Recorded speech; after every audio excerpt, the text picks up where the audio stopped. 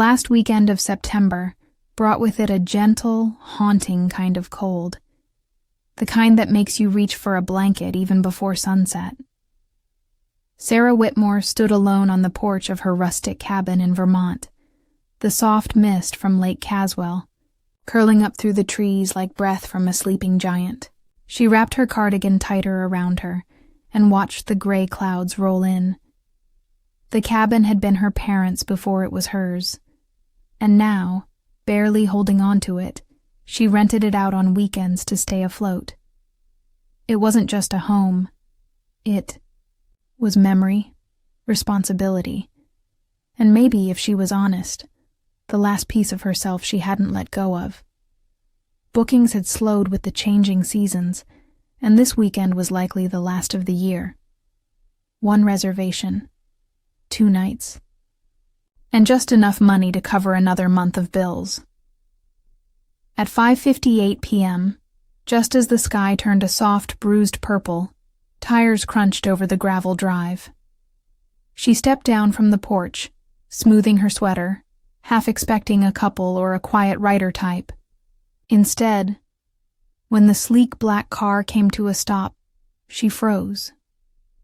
Evan Parker, her ex, her almost, the man who had once made her feel like the sun rose just to see her smile, the man who left her with nothing but a note and a silence that lasted 4 years. Her breath caught. Evan stepped out, taller than she remembered, wearing a wool coat that only added to his quiet confidence. His eyes locked with hers, and for a moment, everything she had worked so hard to bury came rushing back. First love, betrayal, the aching space he left behind. She barely had time to speak when a second car pulled in behind his. A silver SUV, this one unfamiliar. A man climbed out, late 30s, strong build, warm eyes. He smiled at her in that open, curious way people do when they haven't yet been hurt by you. "I'm Noah Hayes," he said, holding up his phone. "I think there's been a double booking." Sarah blinked. Her stomach twisted. A glitch in the system, of course. 2 men, 1 cabin, one of them her past, the other, well, she didn't know yet. But there was something about Noah. Maybe it was his calmness, his posture, the way he didn't try to fill the silence. She invited them in. What else could she do? The nearest hotel was an hour away, and the storm clouds were already beginning to spit rain across the lake. The cabin had 2 bedrooms, thankfully. But what it didn't have was emotional distance. She could already feel it, the old electricity with Evan, crackling just under the surface, the pull of history. But Noah's presence was grounding, steady, like a rope in rough water. He listened when she spoke. He made her laugh once before dinner, and it startled her, how easily he got past her guard. By the time the 3 of them sat around the dinner table, candles flickering and wine in hand, the rain had grown heavier. Thunder rolled in the distance. It felt like a setup for something that couldn't be ordinary.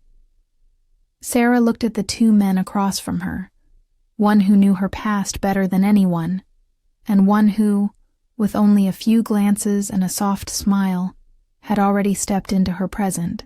She had no idea how the night would end. But one thing was certain. This weekend, something was going to change, and she would have to choose not just between 2 men, but between who she had been and who she was ready to become. By the time the rain settled into a steady rhythm on the cabin roof, the 3 of them were caught in something neither of them had expected. The storm had knocked out the internet and power just after sunset, leaving Sarah, Evan, and Noah tucked inside the dim glow of candlelight and a flickering fire. It should have felt awkward.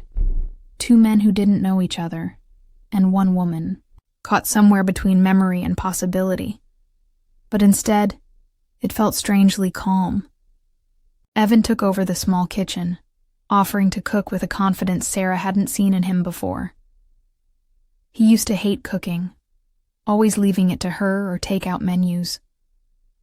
Now, watching him move with ease, cracking jokes about burning the place down, something inside her softened. Maybe people do change, or maybe they just get better at hiding what hasn't. Noah, meanwhile, was the kind of quiet that made space feel warmer. He wasn't trying to impress. He didn't interrupt. He simply listened. With that kind of attention that makes you feel seen in a way you haven't in a long time. As Sarah lit candles and placed them around the cabin, he followed her with a small flashlight, teasing her gently. "You've clearly done this before." And she had. So many nights spent here alone, weathering storms, both outside and inside, but never like this. Never with two guests, one who still had pieces of her heart, and one who made her wonder if she was ready to give parts of it away again. Dinner was slow, filled with soft laughter, stories, and the kind of eye contact that says things you're not quite ready to say out loud. The wine helped, loosening old fears and sharpening hidden feelings. At one point, Evan leaned back in his chair, eyes on Sarah, and asked, "Do you ever think about what would have happened if I'd stayed?" The question hung in the air like smoke. Her heart clenched. Of course she'd thought about it. She'd imagined every version of the life they didn't get to have. A house, a child, lazy Sunday mornings wrapped in each other. But she'd also remembered the silence, the leaving, the way he never looked back. Before she could answer, Noah stood gently. "I'll give you two a moment," he said, with a kind of grace Sarah wasn't used to. He stepped out onto the porch, into the cool rain. No drama, no jealousy, just quiet understanding. And somehow, that made her want to follow him even more. A few minutes later, she did. She found him sitting on the porch swing, the storm a whisper around them, his face calm but thoughtful. "You didn't have to go," she said softly, hugging herself against the chill. He turned, offered a half smile. "Some chapters don't need another reader in the room. I get it. But I'd be lying if I said I didn't wish I'd met you in a different chapter." His voice was warm, grounded, not trying to win her, just telling the truth. For a long moment, they sat together, watching the lake. Close, but not touching. The kind of closeness that builds slowly, with weight and care. She felt his presence like a hand on her back, steadying, not pushing. And for the first time in years, Sarah let herself want something that wasn't born out of old wounds. Something new. Something still becoming. Inside the cabin, Evan waited. A past she had loved. A past that might be reaching toward something more. But out there on the porch, in the gentle storm, sat a man who wasn't her past. He was a question mark. And somehow, that felt just as dangerous, and just as full of hope. The next morning broke quiet and silver, the lake smooth as glass, wrapped in a soft mist that clung to the trees like breath on cold glass. Sarah stood barefoot in the kitchen, fingers wrapped around a warm mug of coffee, watching Noah through the window as he chopped firewood near the shed. His movements were steady and sure, every swing of the axe grounded and calm. There was something deeply comforting about the way he fit into the morning, like he belonged there, in the soft rhythm of her life. Evan had gone for a run earlier, just like he used to when they were together, slipping away when things got too quiet, too intimate. That was always their pattern. Heat, silence, distance.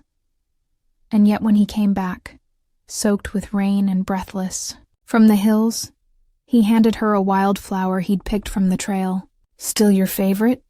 he asked, his eyes searching hers.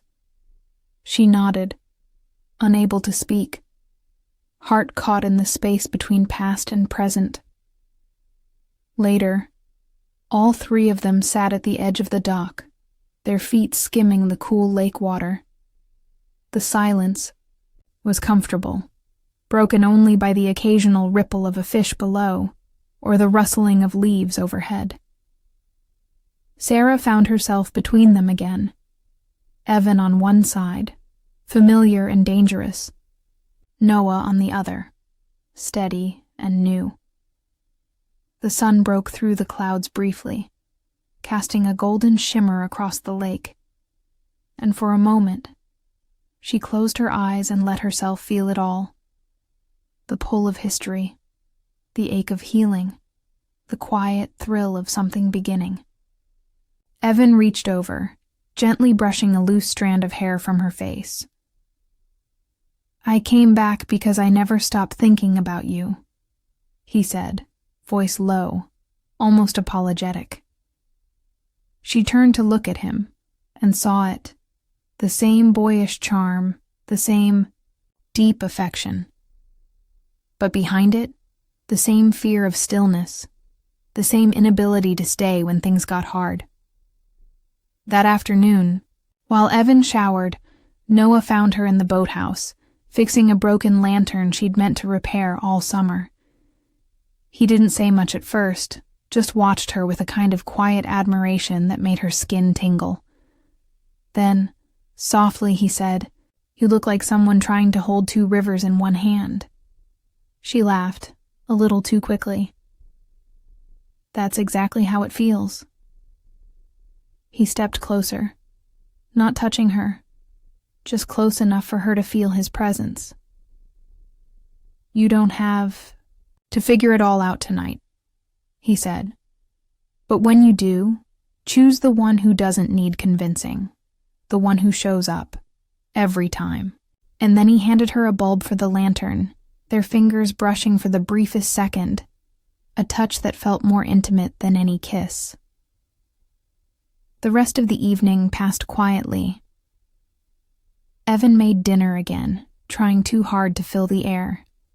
Noah helped wash dishes, humming under his breath. Sarah felt herself slowly unraveling, torn between the life she had once dreamed of and the one quietly forming before her eyes. Every glance, every shared silence, every accidental touch was saying something she couldn't yet put into words. But one thing was becoming clear. Love wasn't always about passion that burns hot and fast. Sometimes it was about the one who stayed through the rain, who handed you a piece of yourself you didn't know you'd lost. As night fell and the fire crackled once more, Sarah knew the storm outside had passed, but the storm inside her heart had just begun. And whichever choice she made, someone would be left in the quiet. The morning after the storm was painted in soft gold, with sunlight streaming through the trees and glimmering off the still lake like glass. Everything looked calm, peaceful, as if the weekend had only been a dream. But for Sarah, nothing about it felt like a dream. It felt real, raw, and impossibly tender. She stood on the dock barefoot again, her coffee warm in her hands, the scent of pine and morning dew in the air.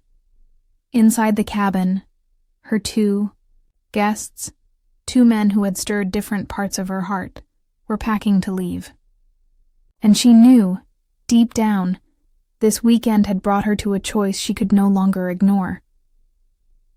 Evan was the first to come out, his expression softer than usual, maybe even vulnerable.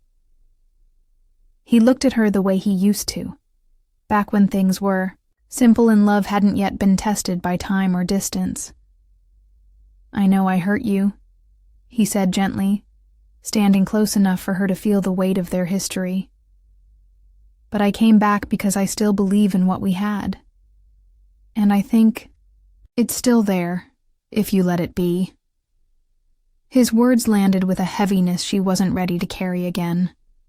There was a time she would have said yes in a heartbeat, a time she would have run back into his arms just to feel wanted.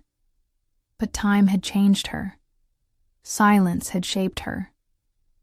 And the years alone had taught her the kind of love she wanted now. The kind that didn't require fixing or chasing or pretending. Everything was fine when it wasn't. And just as she was finding the words to tell him that, Noah stepped onto the porch with his bag in hand, his smile soft, not forced, and his eyes kind. He didn't interrupt. He didn't ask for anything. He just gave her a small nod, the kind you give someone when you know it's not your place to pull. They have to walk toward you on their own. "Thanks for the weekend," he said, voice quiet. "You made this place feel like home. I hope someone does that for you too." Then he walked down the steps and toward his car, not looking back. Sarah's heart squeezed. No grand speeches, no pleas, just honesty, respect, space. She didn't call out to either of them. Not right away. Instead, she spent the day cleaning the cabin slowly, quietly, letting the stillness guide her. She sat on the porch that evening as the sun dipped low, sketchbook in her lap, trying to draw the lake as it looked right then. Calm, but deep, reflective, full of hidden movement. That's how she felt. Not broken, not undecided. Just still. The choice didn't come with fireworks. It came with breath, with truth, with the realization that she no longer wanted to lose herself in someone else's world. She wanted to build a world with someone who saw her. And a few days later, when the sky was clear and the lake glittered like something out of a poem, she picked up her phone and called the one who had never asked her to become smaller to fit into his life. She called the one who listened without interrupting, who respected her space and still made her feel completely seen. Noah answered after one ring. "You free this weekend?" she asked, heart fluttering but steady. "Always," he said. And just like that, her heart made its choice, not out of fear or loneliness or nostalgia, but out of something quieter, braver, more real. Because in the end, the love that kept her afloat wasn't the one that came crashing back. It was the one that stayed steady, even when it didn't have to.